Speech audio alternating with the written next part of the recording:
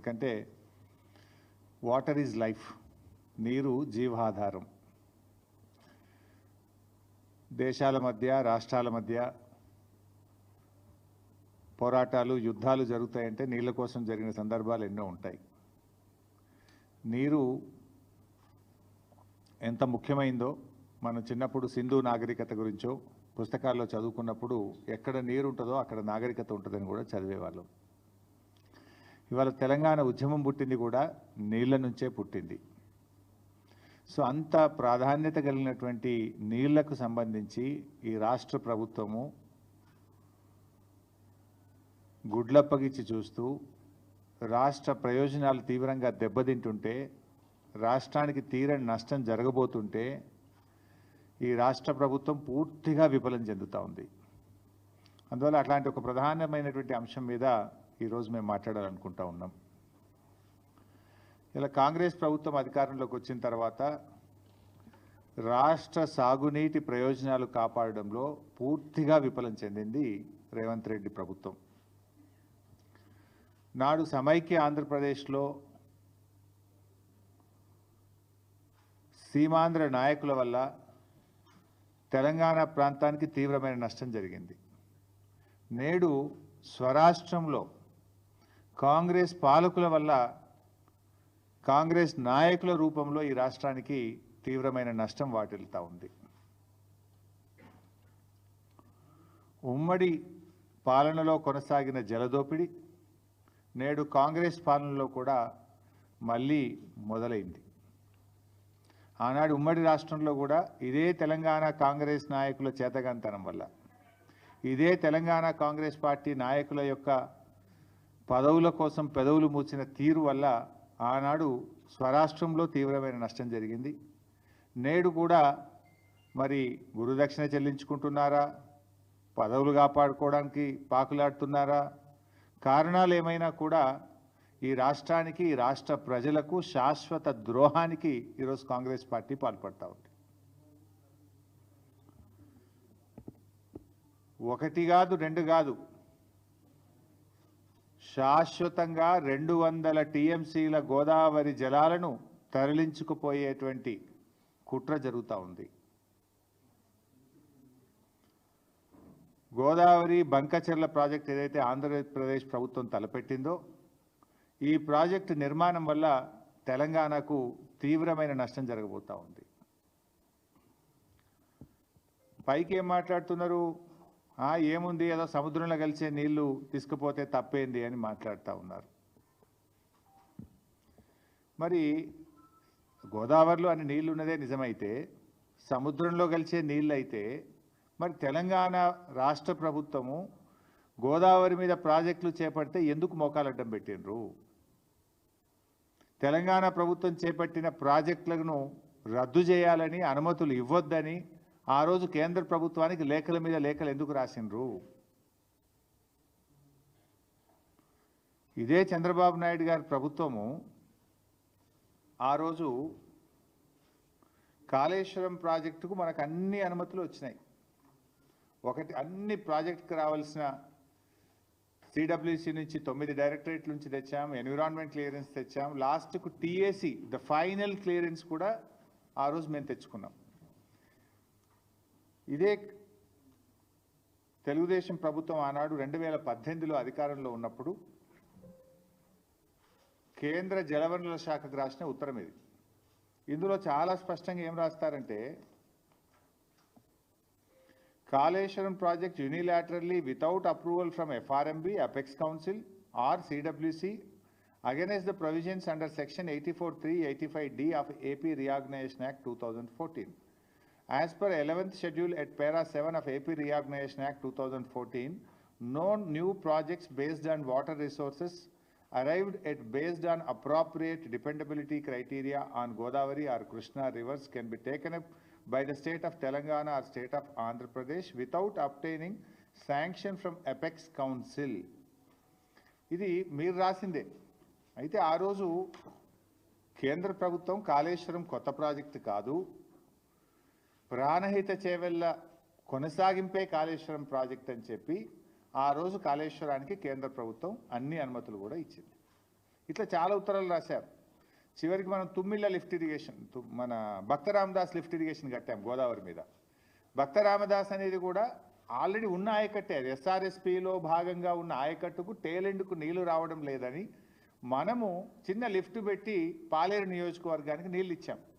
ఈ లిఫ్ట్ కూడా ఆపేయాలి, దీన్ని రద్దు చేయాలి, ఈ లిఫ్ట్ కట్టనీయొద్దు అని చెప్పి కూడా అప్పటికి ఆంధ్రప్రదేశ్ ప్రభుత్వం కేంద్ర ప్రభుత్వానికి సిడబ్ల్యూసికి లేఖ రాసింది. ఇట్లా చాలా లెటర్లు. ఇది చంద్రబాబు నాయుడు గారు స్వయంగా రాసిన లెటర్.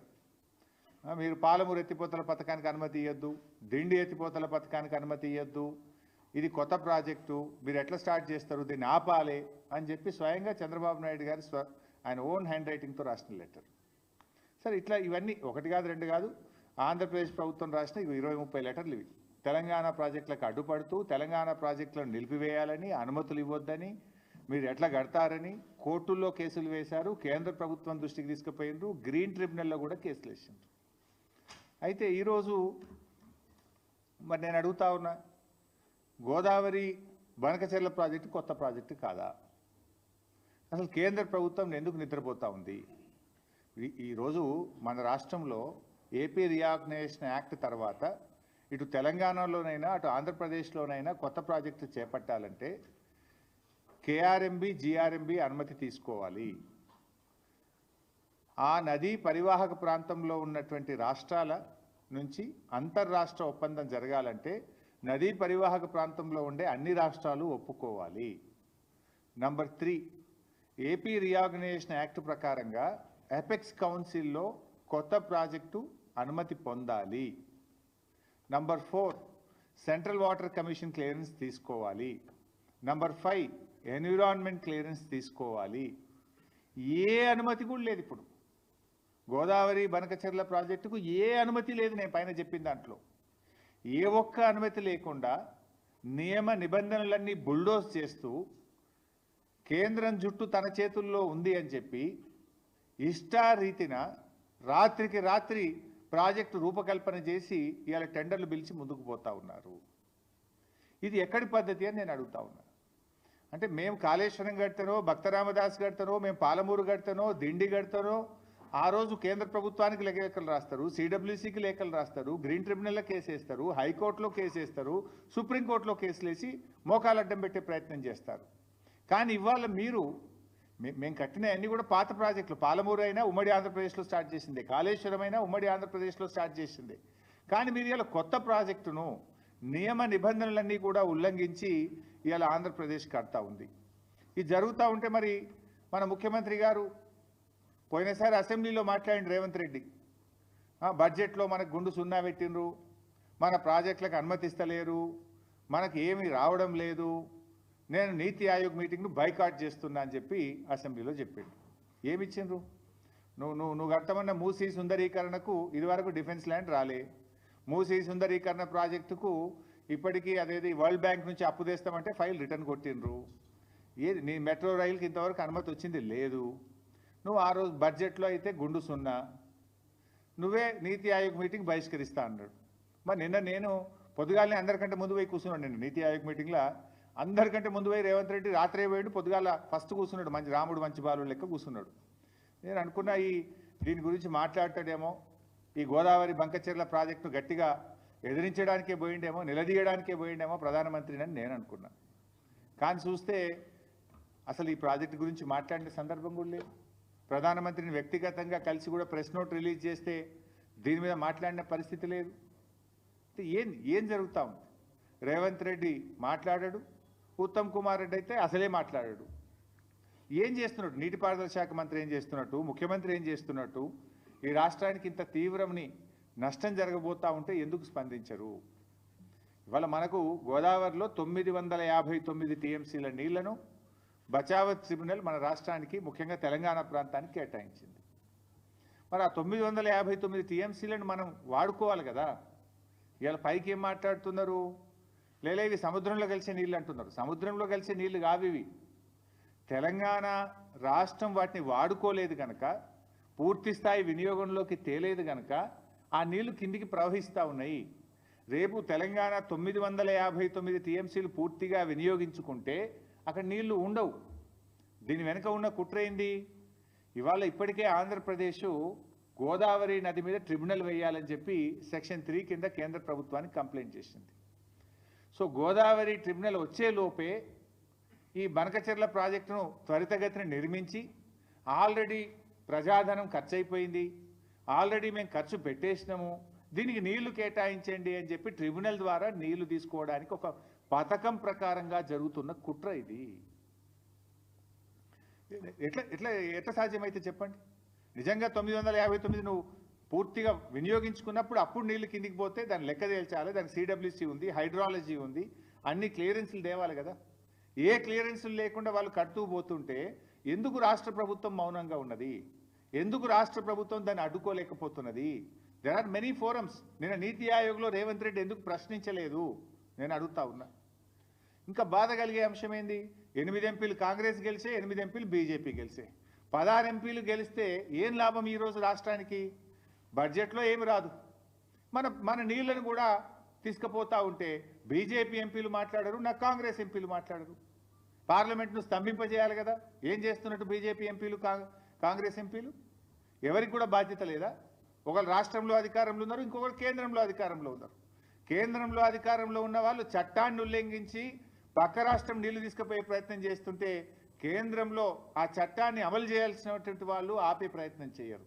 రాష్ట్రంలో అధికారంలో ఉన్న పార్టీ కానీ 8 ఎంపీలు కానీ ఇవాళ దాని మీద ఏ పోరాటం అయితే చేయాలనో, లీగల్గా కావచ్చు, చట్టపరంగా కావచ్చు, లేదా ప్రభుత్వ పరంగా కావచ్చు, లేదా ప్రజా పోరాటం కావచ్చు, దేనికి కూడా పట్టించుకోకుండా నిమ్మకు నీరెత్తినట్టుగా రాష్ట్రంలో ఉన్న కాంగ్రెస్ పార్టీ, కాంగ్రెస్ ప్రభుత్వం ఈరోజు మొద్దు నిద్రపోతున్నటువంటి పరిస్థితి ఉన్నది. ఇలా ముఖ్యంగా ఈ రాష్ట్రం నుంచి 2 కేంద్ర మంత్రులు ఉన్నారు, కిషన్ రెడ్డి గారు, బండి సంజయ్ గారు. మీకు బాధ్యత లేదా అని అడుగుతా ఉన్నా. మీరు ఈ రాష్ట్రానికి ప్రాతినిధ్యం వహిస్తూ ఈ రాష్ట్రానికి అన్యాయం జరుగుతూ ఉంటే మీరు ఏం చేస్తున్నారో నేను అడుగుతా ఉన్నా. కిషన్ రెడ్డి గారు, మీరు చాలా సీనియర్ నాయకుడు, ఎమ్మెల్యేగా కూడా పనిచేశారు. మరి మీరు సిడబ్ల్యూసీకి వెళ్ళి ఏ రకంగా గోదావరి బంకచెర్లకు అనుమతిస్తారో ప్రశ్నించరా? కేబినెట్ మీటింగ్లో ప్రధానమంత్రి గారికి మీరు చెప్పరా? ఇలా ఎంత దుర్మార్గం అంటే, ఏ అనుమతి లేదు దానికి. నా జిఆర్ఎంబి అనుమతి లేదు, సిడబ్ల్యూసీ అనుమతి లేదు, ఎన్విరాన్మెంట్ క్లియరెన్స్ లేదు, అపెక్స్ కమిటీ అనుమతి లేదు. ఏ అనుమతి లేకుండానే కేంద్ర ప్రభుత్వం 50% నిధులు గ్రాంట్ కింద ఇస్తుందట. మరో 50% నిధులు ఎఫ్ఆర్బిఎంకు అదనంగా అప్పు తెచ్చుకోవడానికి అనుమతిస్తుంది అని చెప్పి చంద్రబాబు నాయుడు గారు స్వయంగా ప్రెస్ మీట్లో చెప్తున్నారు, పత్రికల్లో వార్తలు వస్తున్నాయి. ఎట్లా ఇస్తారు? ఒక చిన్న చెరువు కట్టాలంటేనే ఎన్విరాన్మెంట్ క్లియరెన్స్ అడుగుతారు, ఒక చిన్న ప్రాజెక్టు కట్టాలంటేనే మీకు వాల్తా చట్టము, ఈ చట్టము, ఆ చట్టము, రకరకాల అనుమతులు అడుగుతారు. ఇంత పెద్ద ప్రాజెక్ట్, ఇంటర్లింకింగ్ ఆఫ్ రివర్స్, ఒక నదిని ఇంకో నదికి కలిపేటువంటి ప్రాజెక్టుకు మరి దాంట్లో అంతర్రాష్ట్ర సమస్యలు కూడా ఉన్నాయి. మహారాష్ట్ర ఉంది, కర్ణాటక ఉంది, తెలంగాణ ఉంది. పైన ఎగువ ఉన్న రాష్ట్రాల అభిప్రాయాలు తీసుకోరా? జిఆర్ఎంబి అనుమతి తీసుకోరా? ఇవి లేకుండా మరి ఎట్లా కేంద్ర ప్రభుత్వం ఆర్థికపరమైన అనుమతిస్తుంది? ఎట్లా కేంద్ర ప్రభుత్వం ఈ ప్రాజెక్టు కట్టడానికి అనుమతిస్తుంది? మరి కేంద్రం అనుమతిస్తుంటే ఆ ప్రభుత్వంలో ఉన్న కిషన్ రెడ్డి, బండి సంజయ్లు ఎందుకు మౌనంగా ఉంటున్నారు? రాష్ట్ర ప్రయోజనాలు మీకు పట్టవా? మీ పదవులే మీకు ముఖ్యమా? తెలంగాణ రాష్ట్ర ప్రయోజనాలు మీకు ముఖ్యమా అని నేను అడుగుతా ఉన్నా. మీకు బాధ్యత లేదా అని నేను అడుగుతా ఉన్నా. అడగండి, ప్రశ్నించండి, మన రాష్ట్ర ప్రయోజనాలు కాపాడండి. అవసరమైతే కిషన్ రెడ్డి గారు ఆల్ పార్టీ డెలిగేషన్ లీడ్ చేయండి, మేమందరం వస్తాం ప్రధానమంత్రి గారి దగ్గరికి. ఈ రాష్ట్రం నుంచి కేంద్ర కేబినెట్ మంత్రిగా ఉన్న కిషన్ రెడ్డి గారు అన్ని పార్టీలను తీసుకుపోయి తెలంగాణ ప్రయోజనాలు కాపాడవలసిన బాధ్యత మీ మీద ఉన్నది. పదవిలో ఉండడం ముఖ్యం కాదు, ప్రజల ప్రయోజనాలు ముఖ్యం.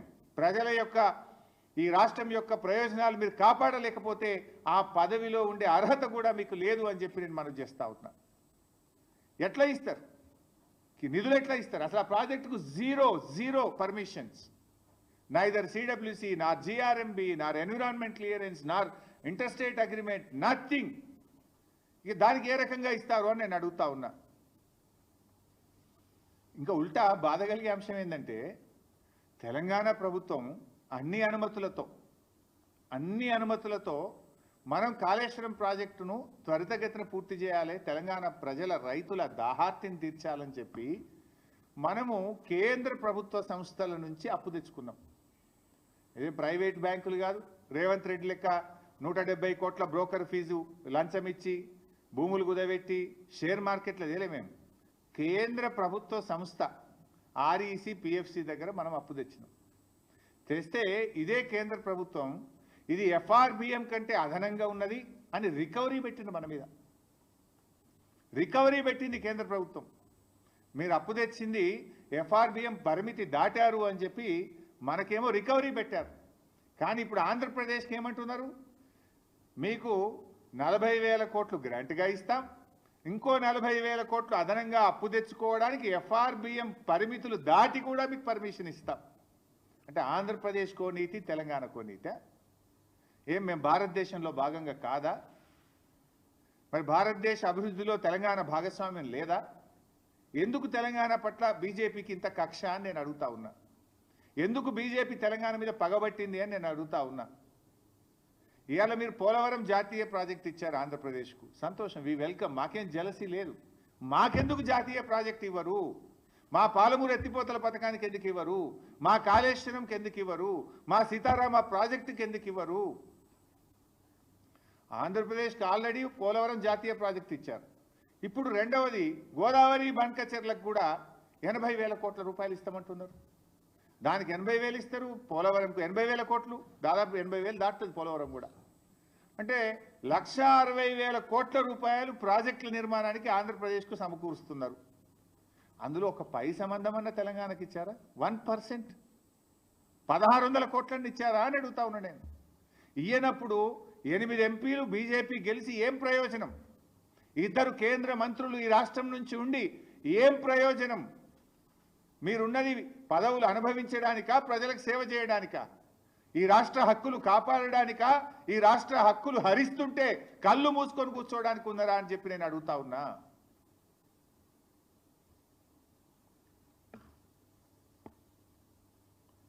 ఇలా బీజేపీ తెలంగాణకు ద్రోహం చేస్తూ ఉంది. ఇది తీవ్రమైన ద్రోహం. అరే మా ప్రాజెక్టులకు ఇప్పటికీ అనుమతులు ఇయ్యరు. మా సమ్మక్క సాగర్ ఇప్పటికీ ఇంకా అనుమతులు రాలేదు. మా పాలమూరు డిపిఆర్ను రిటర్న్ పంపించిండ్రు. మా దిండి ప్రాజెక్టుకు అనుమతులు ఇయ్యరు. మా ఏమో అనుమతులు ఇయ్యరు. పక్క రాష్ట్రానికి అనుమతులు లేకుండా నిధుల వర్షాన్ని కురిపిస్తున్నారు, కనక వర్షాన్ని కురిపిస్తున్నారు. ఏ అనుమతులు లేకున్నా కూడా నిధులు ఇస్తాం, ప్రాజెక్టులు కట్టండి అంటున్నారు. ఇది ఎక్కడి నీతి? మరి ఈ రాష్ట్రం నుంచి బీజేపీకి ప్రాతినిధ్యం వహిస్తున్న వాళ్ళకు బాధ్యత లేదా అని చెప్పి నేను అడుగుతా ఉన్నా. ఈరోజు కిషన్ రెడ్డి గారు చొరవ చూపాలి. అవసరమైతే మీరే ఆపండి, లేదంటే అఖిలపక్షాన్ని తీసుకుపోయినా సరే ఈ గోదావరి బనకచెర్ల ప్రాజెక్టు, అక్రమ ప్రాజెక్టును నిలిపాలి, ఆపివేయాలని చెప్పి నేను డిమాండ్ చేస్తా ఉన్నా. లేదంటే మేమందరం ఢిల్లీకి వచ్చి సిడబ్ల్యూసి కార్యాలయం ముందు బీఆర్ఎస్ పార్టీ ఆధ్వర్యంలో ధర్నా నిర్వహిస్తాం. కేంద్ర ప్రభుత్వ యొక్క ద్వంద్వ నీతిని ఢిల్లీ వేదికగా ఎండగట్టామని చెప్పి కూడా హెచ్చరిస్తా ఉన్నాం.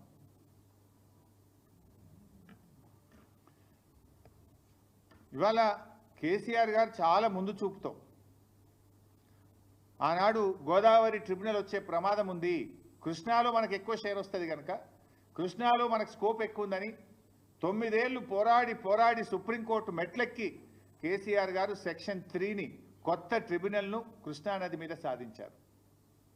ఎందుకు? అక్కడ మనకు పరివాహక ప్రాంతం ఎక్కువ ఉంది, మనకు నీటి వాటా పెరుగుతుందని చెప్పి మేము సాధించినాం. ఆ రోజు గోదావరి మీద కూడా ఏదో ఒక రోజు ట్రిబ్యునల్ వస్తుందని ముందు చూపుతోని కేసీఆర్ గారు ఇవాళ ప్రాణహిత చేవలకు ఆ రోజు 160 టీఎంసీలు ఉంటే కాళేశ్వరం ప్రాజెక్టుకు 240 టీఎంసీల నీటి కేటాయింపులు చేసినాం. దేవాదులకు 38 టీఎంసీలు ఉంటే 60 టీఎంసీల నీటి కేటాయింపులు చేశాం. సీతమ్మ సాగర్కు 67 టీఎంసీలు నీళ్లు కేటాయించాం. సమ్మక్క సాగర్కు 47 టీఎంసీలు కేటాయించాం.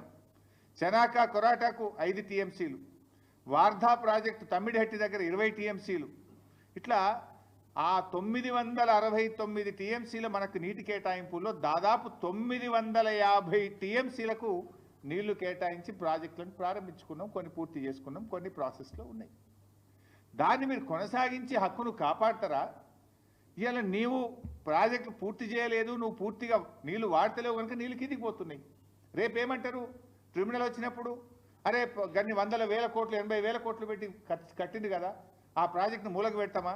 ప్రజాధనం వృధా అవుతుంది కదా, నేషనల్ వేస్ట్ కదా అని రేపు నీళ్ళు కేటాయిస్తారు కదా. ఇది ఒక కుట్ర, ఇది ఒక పథకం ప్రకారంగా జరుగుతుంది. మరి అన్ని నీళ్లు ఉన్నాయి, సముద్రంలో కలుస్తున్నాయి నిజమే అయితే చంద్రబాబు నాయుడు గారు ఆ రోజు కాళేశ్వరం ప్రాజెక్టు అనుమతులు ఎందుకు రద్దు చేయమన్నాడు? ఆ రోజు భక్త రామదాస్ ప్రాజెక్టు అనుమతులు ఎందుకు రద్దు చేయమన్నాడు? దీనికి సమాధానం చెప్పాలి కదా. నీళ్ళు బాగున్నాయి అంటున్నావు కదా, ఉంటే మరి ఆ రోజు ఎందుకు ఆపమని లెటర్లు రాసినావు? అంటే ఇది ఒక కుట్ర. ఇప్పటికైనా రాష్ట్ర ప్రభుత్వం మేల్కోవాలని చెప్పి కూడా నేను విన్నవిస్తా ఉన్నా. ఎందుకంటే అవి వరద జలాలు కాదు, తెలంగాణ రాష్ట్ర ప్రభుత్వం పూర్తి స్థాయిలో వినియోగించకపోవడం వల్ల కిందికి పోతున్నటువంటి జలాలవి. ఇకపోతే మరొక విషయంలో బీజేపీ తెలంగాణకు ద్రోహం చేస్తూ ఉంది. ఇప్పుడు బచావత్ ట్రిబ్యునల్, గోదావరి ట్రిబ్యునల్ ఒక అవార్డు ఇచ్చింది. పోలవరం ద్వారా 80 టీఎంసీల నీళ్లను మళ్లించినట్టయితే, ఏది కృష్ణా పరివాహక ప్రాంతానికి మళ్లించినట్టయితే ఆ 80 టీఎంసీలు పైన ఎగువన ఉన్న రాష్ట్రాలకు చెందుతాయి అని స్పష్టంగా బచావత్ అవార్డు ఇచ్చింది. బచావత్ అవార్డు అనేది భగవద్గీత. ఈ దేశంలో అది సుప్రీంకోర్టు కూడా దాంట్లో ఇంటర్ఫియర్ కాదు, అది భగవద్గీత లాంటిది. ఆ బచావత్ అవార్డు ఏం చెప్పిందంటే ఆ 80 టీఎంసీల్లో తెలంగాణకు 45 టీఎంసీలు, అదేవిధంగా కర్ణాటకకు 25 టీఎంసీలు, మహారాష్ట్రకు 14 టీఎంసీలు అని చెప్పింది. ఆ బచావత్ అవార్డు ప్రకారం కర్ణాటక అప్లై చేసింది సిడబ్ల్యూసీకి. ఇక వాళ్ళు ఆంధ్రప్రదేశ్ వాళ్ళు పట్టిసీమ పెట్టి నీళ్లు డైవర్ట్ చేసిండ్రు, మాకు 25 టీఎంసీలు ఇవ్వండి అంటే అప్పర్ భద్రా ప్రాజెక్టుకు 25 టీఎంసీలు కేటాయిస్తూ ఢిల్లీ వాళ్ళు సిడబ్ల్యూసీ అనుమతి ఇచ్చేసింది. అదేవిధంగా మహారాష్ట్ర వాళ్ళు కూడా ఈ 14 టీఎంసీలు మాకు చెందుతాయి, బచావత్ అవార్డు ఇచ్చింది. ఎందుకంటే వాళ్ళు పోలవరంకు నీళ్లు డైవర్ట్ చేసిండ్రు అంటే ఆ 14 టీఎంసీలను అలో చేస్తూ కేంద్ర బీజేపీ ప్రభుత్వం సెంట్రల్ వాటర్ కమిషన్ అనుమతి ఇచ్చింది. అదే పద్ధతిలో తెలంగాణ మనం 45 టీఎంసీలు మాకు దక్కుతాయి, ఓ బచావత్ అవార్డు ఇచ్చింది. ఈ 45 టీఎంసీలు మేము పాలమూరు ఎత్తిపోతల పథకానికి కేటాయించుకుంటున్నాము, దీనికి అనుమతి ఇవ్వండి అంటే డిపిఆర్ వాపసు పంపుతారు. అంటే ఒక అవార్డులో 3 రాష్ట్రాలకు కేటాయించారు, 45 తెలంగాణకు, కర్ణాటకకు 25, మహారాష్ట్రకు 14. కర్ణాటక 25 ఒప్పుకుంటావు, మహారాష్ట్ర 14 ఒప్పుకుంటావు, తెలంగాణ 45 ఎందుకు ఒప్పుకోవు? ఇది బీజేపీకి తెలంగాణ పట్ల ఉన్న వివక్షకు నిదర్శనం, కుట్రకు నిదర్శనం, కక్షకు నిదర్శనం. తెలంగాణకు బీజేపీ చేస్తున్న ద్రోహానికి ఇది ఒక ఉదాహరణ అని చెప్పి నేను మనవి చేస్తా ఉన్నాను. ఇంత దుర్మార్గంగా ఎట్లా వ్యవహరిస్తారు? సో అందువల్ల పాలమూరుకు ఈ డిపిఆర్ ఎందుకు వాపసు పంపిండ్రు? అదే బచావత్ ఇంకో మాట చెప్పింది, 90 టీఎంసీల కంటే ఎక్కువ తీసుకుపోయినా కూడా ఇదే నిష్పత్తిలో పై రాష్ట్రాలకు ఈ నీటి వాటాలు కృష్ణానదిలో కేటాయించాలి అని చెప్పిండు. ఇప్పుడు 200 టీఎంసీలు తీసుకుపోతా అంటుండు చంద్రబాబు గారు. 200 తీసుకపోతే బచావత్ ట్రిబ్యునల్ అవార్డు ప్రకారం ఏది 45-21-14 కదా రేషియో, 45 తెలంగాణ, 21 కర్ణాటక, 14 మహారాష్ట్ర. ఆ రేషియో ప్రకారంగా తెలంగాణకు ఎంత రావాలి? 112 టీఎంసీలు రావాలి. ఇప్పుడు కృష్ణాలో ఇంకో 112 అదనంగా రావాలి. 112 ఇవి పాతై 45 కలిపితే ఎంత అవుతుంది? 147 టీఎంసీలు అవుతుంది. మన దిండికి నికర జలాలు ఇవ్వచ్చు, మన పాలమూరుకు నికర జలాలు ఇవ్వచ్చు, మన కల్వకుర్తికి కూడా నికర జలాలు కేటాయించుకోవచ్చు. మరి ఇది ఎందుకు అడగడు రేవంత్ రెడ్డి? అడగడు ఎందుకు? ప్రశ్నించడు ఎందుకు? ఆ రోజు వెనకట మీ అందరు మీరు కూడా సాక్ష్యం. ఆనాడు పోతిరెడ్డిపాడు పొక్క పెద్దగా చేసి పోరాడింది బీఆర్ఎస్, పోరాడింది ఒక్కడు పీజేఆర్. ఇదే ఉత్తమ్ గిత్తం వీళ్ళంతా పెదవులు మూసుకున్నారు మంత్రులుగా ఉండి. ఆ రోజు పోతిరెడ్డిపాడు పొక్క పెద్దగా చేసి కృష్ణా జలాలను రాయలసీమకు తరలించుకుపోతుంటే హారతులు పట్టింది కాంగ్రెస్ నాయకులే. ఇవాళ గోదావరి జలాలను అక్రమంగా ఆంధ్రప్రదేశ్ తరలించుకుపోతుంటే హారతులు పడుతున్నది ఈనాటి ముఖ్యమంత్రి రేవంత్ రెడ్డి గారు. ఇది మీరు తెలంగాణకు చేస్తున్న ద్రోహం. నాడైనా నేడైనా కాంగ్రెస్ తెలంగాణ పాలిట శాపంగా మారింది. ఈ రాష్ట్ర ప్రయోజనాలు కాపాడలేకపోతా ఉన్నారు. అసలు మీరు చూడండి ఒకసారి, ఏడాదినర్థం కాంగ్రెస్ పాలన ఏం సాధించింది? ఒక ప్రాజెక్టు కట్టినరా? ఒక పెండింగ్ ప్రాజెక్ట్ పూర్తి చేసిండ్రా? 1 ఎకరానికి కొత్తగా నీళ్ళు ఇచ్చిండ్రా? చేసిండ్రు, కొన్ని పనులైతే చేసిండ్రు. ఏం చేసిండ్రు? కృష్ణా నది మీద ఉన్న ప్రాజెక్టులను కేఆర్ఎంబీకి అప్పచెప్తూ సంతకాలు అయితే పెట్టొచ్చిండ్రు. మళ్ళా కేసీఆర్ గర్జిస్తే, బీఆర్ఎస్ పోరాడితే అప్పుడు కళ్ళు తెరిచి లే మేము అప్పచెప్పమని అసెంబ్లీలో తీర్మానం చేసిండ్రు. ఇది మీరు చేసిండ్రు. పెద్దవాగు కొట్టుకపోయింది, వట్టెం పంప్ హౌస్ మునిగిపోయింది, ఎస్ఎల్బిసి టనల్ కుప్పగూలిపోయింది. మొన్న మళ్ళా అదేంటి ఆ Srisailam right branch canal, Srisailam right branch canal lining పనులు ఆనాడు ఆంధ్రప్రదేశ్ స్టార్ట్ చేస్తే కేసీఆర్ గారు అపెక్స్ కౌన్సిల్లో మాట్లాడి ఆనాటి బీఆర్ఎస్ ప్రభుత్వం పోరాడి Srisailam right branch main canal లైనింగ్ను మేము ఆపిచ్చినాం. ఆ రోజు లైనింగ్ చేస్తే 90,000 క్యూసెక్కులు పోతాయి రోజుకు. ఇప్పుడు 40,000 పోతున్నాయి. లైనింగ్ చేస్తే 90,000 పోతుంది. ఇది చేయరాదు, ఇది అక్రమము, దీనికి అనుమతి లేదు అని మేము పోరాడి ఆ రోజు ఆపిచ్చినాం. ఇవాళ రేవంత్ రెడ్డి ప్రభుత్వం రాగానే లైనింగ్ స్టార్ట్ అయింది. వీళ్ళు కళ్ళు మూసుకున్నారు, మాట్లాడతలేరు. కేఆర్ఎంబీకి ప్రాజెక్టులు అప్పచెప్తా అంటావు, శ్రీశైలం రైట్ బ్రాంచ్ కెనాల్ లైనింగ్కు చేసి 90,000 క్యూసెక్కులు తీసుకుపోతామని లైనింగ్ పనులు ప్రారంభిస్తే దాన్ని కూడా ఈ ప్రభుత్వం నిలువరించలేకపోయింది, ఆపలేకపోయింది అనేటువంటి విషయాన్ని కూడా మనం చేస్తూ ఉన్నా. ఇక తర్వాత కేఆర్ఎంబి పనిచేయదు, రాష్ట్ర ప్రభుత్వం అడగదు. మనకు కృష్ణానదిలో తాత్కాలిక ఒప్పందం ఉన్నది. ఇప్పుడు అవార్డు ఫైనల్ అయ్యేదాకా ఎట్లాగో ఇప్పుడు వాదనలు జరుగుతూ ఉన్నాయి. సెక్షన్ 3 కేసీఆర్ గారు సాధించిండ్రు. కృష్ణాలో మన ఫైనల్ షేర్ మనకు వస్తుంది. తాత్కాలికంగా 34% నీటి కేటాయింపులు, ఇది కూడా ఈల పుణ్యమే. అప్పుడు ఉమ్మడి ఆంధ్రప్రదేశ్లో ప్రాజెక్టులు కట్టకపోవడం వల్ల ఆనాడు ఉమ్మడి ఆంధ్రప్రదేశ్ అసెంబ్లీలో కేవలం 34% మనకు ఉండడం వల్ల ఆ తాత్కాలిక ఒప్పందం 34% వచ్చింది.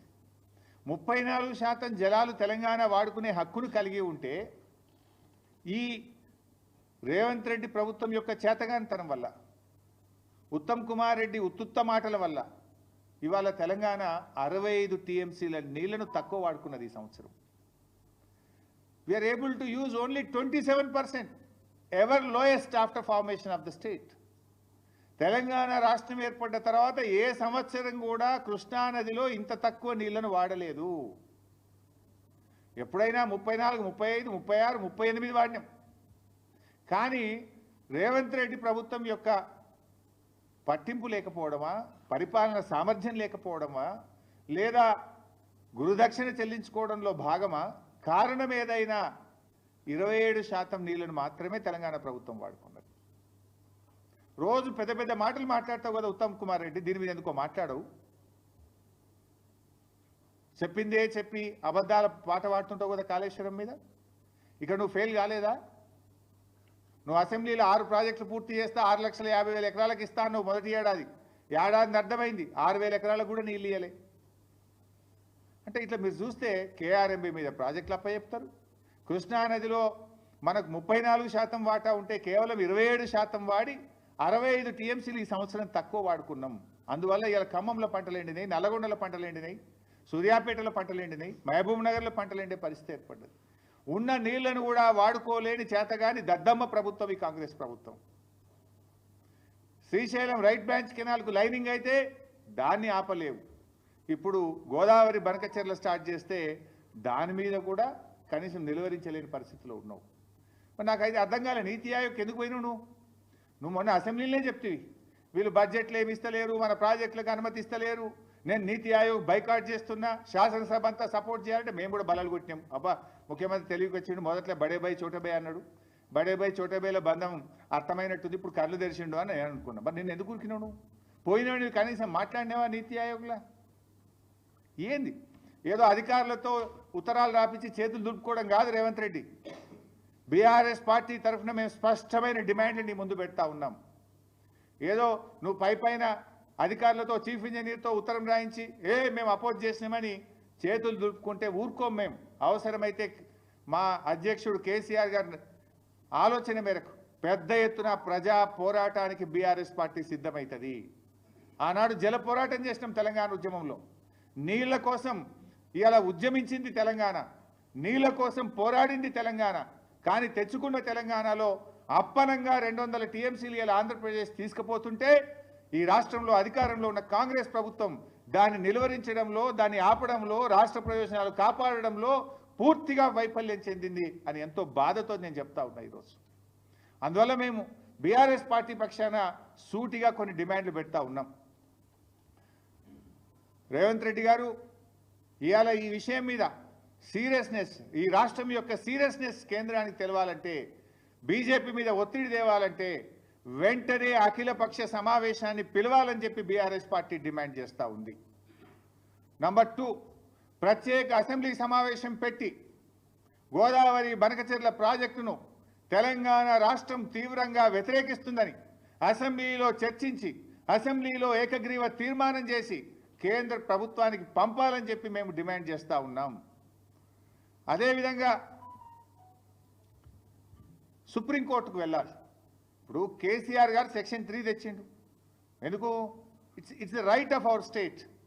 సెక్షన్ 3 తెస్తే దాని మీద ఆంధ్రప్రదేశ్ సుప్రీంకోర్టుకు పోయింది. సుప్రీంకోర్టులో కేసు వేసింది. అది మన హక్కు మీదనే వాళ్ళు ఆ రకంగా కేసులు వేస్తే, ఏ హక్కు లేకుండా ఏ అనుమతులు లేకుండా వాళ్ళు గోదావరి బంకచెర్ల కడుతుంటే, కేంద్ర ప్రభుత్వం నిధులు ఇస్తుంటే నువ్వు సుప్రీంకోర్టుకు పోయి ఆపాల్సిన బాధ్యత నీకు లేదా? నీ ఎంపీలు పార్లమెంటు చేయాల్సిన బాధ్యత మీకు లేదా? నీతి ఆయోగ్ మీటింగ్లో ప్రశ్నించాల్సిన బాధ్యత నీకు లేదా? ఏం చేస్తున్నావు? నిద్రపోతున్నావా? ఆఫీసర్లతో ఉత్తరాలు రాసి చేతులు దులుపుకుందాం అనుకుంటున్నావా? తక్షణమే అఖిలపక్షం పిలవండి, ప్రత్యేక అసెంబ్లీ సమావేశం పెట్టి ఏకగ్రీవ తీర్మానాన్ని కేంద్రానికి పంపండి, సుప్రీంకోర్టులో కేసు వేసి న్యాయ ద్వారా మన రాష్ట్ర హక్కులు కాపాడండి, మీ ఎంపీలను వెళ్ళి పార్లమెంట్లో గట్టిగా ప్రశ్నించమని చెప్పండి. లేదంటే ప్రజలు తెలివైనటువంటి వాళ్ళు, అటు బీజేపీ తన బాధ్యతల్ని కేంద్ర మంత్రులు బీజేపీ నిర్వర్తించకపోయినా, రాష్ట్ర ప్రభుత్వం రాష్ట్ర హక్కులు కాపాడకపోయినా తప్పకుండా ప్రజలు కర్రుగాల్చి వాత పెడతారు, వదిలిపెట్టరు. ప్రజలు చరిత్రహీనులుగా మిగిలిపోతారు. తస్మాత్ జాగ్రత్త అని చెప్పి హెచ్చరిస్తూ, మా ఆవేదన రాజకీయం కాదు, మా ఆవేదన రాష్ట్ర ప్రయోజనాలు కాపాడడం, రాష్ట్ర హక్కులు కాపాడడం. ఏ అనుమతులు లేకుండా రాత్రికి రాత్రి ప్రాజెక్టు పనులు ప్రారంభించబోతుంది. టెండర్లు పిలిచారు ఇప్పటికే. దానికి బీజేపీ ప్రభుత్వం వత్తాసు పలుకుతుంది. ఇప్పటికే ఒక జాతీయ ప్రాజెక్టు ఇవ్వడమే కాక ఈ ప్రాజెక్టుకు మరో 80,000 కోట్ల రూపాయలు కేంద్ర ప్రభుత్వం ఇస్తుంది. తెలంగాణకు 8 పైసలు ఇయ్యరు, మెడికల్ కాలేజ్ ఒకటి ఇయ్యరు, ఒక ప్రాజెక్టుకు రూపాయి ఇయ్యరు. అప్పు తెచ్చుకున్న డబ్బులను రికవరీ పెట్టి రాష్ట్ర ప్రయోజనాలను దెబ్బకొడుతున్నారు. మరి ఈరోజు రాష్ట్ర ప్రజలు ఆలోచిస్తున్నారు. రాష్ట్ర ప్రజల పక్షాన రాష్ట్ర భవిష్యత్తు దృష్ట్యా మేము ఒక బాధ్యత కలిగిన ప్రతిపక్ష పార్టీగా, ప్రజాప్రతినిధులుగా ఇటు కేంద్ర రాష్ట్ర ప్రభుత్వాలకు దృష్టికి తెస్తా ఉన్నాం. రాష్ట్ర ప్రభుత్వం కూడా మొద్దు నిద్ర వీడి తక్షణమే అఖిలపక్షం పిలవాలి, అసెంబ్లీ సమావేశాన్ని పిలవాలి, సుప్రీంకోర్టుకు వెళ్ళి మరి మన రాష్ట్ర హక్కులు కాపాడాలని చెప్పి డిమాండ్ చేస్తున్నాం. Thank you.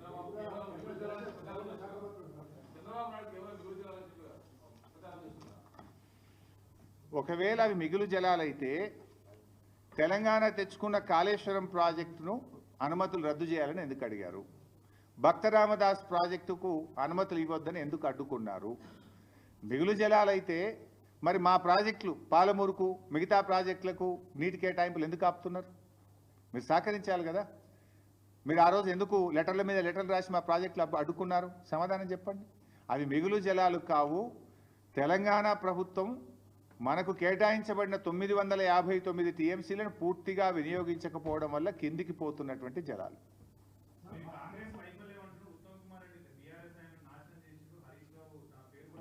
ప్రత్యేక సమావేశాలు అసెంబ్లీలో పెట్టమనండి. ఆల్రెడీ వైట్ పేపర్ పెడితే మూతి వలిగేటట్టు సమాధానం చెప్పిన. మళ్ళీ ఏ అంశం మీద పెట్టాడో, ఎస్ఎల్బీసీ టనల్ ఎందుకు గూలిందో పెట్టాడా చర్చ పెట్టమని, కాళేశ్వరం మీద చర్చ పెట్టాడా పెట్టమని, లేదా గోదావరి బంకచెర్లలో రాష్ట్ర ప్రయోజనాలు కాపాడడంలో ఎట్లా ఫెయిల్ అయిందో చర్చ పెట్టమనండి. అసెంబ్లీ సాక్షిగా 3 కోట్ల మంది ప్రజలు చూసే సాక్షిగా మీ అందరి సాక్షిగా నేను చర్చించడానికి సిద్ధం, సమాధానం చెప్పడానికి సిద్ధంగా ఉన్నా. Thank you.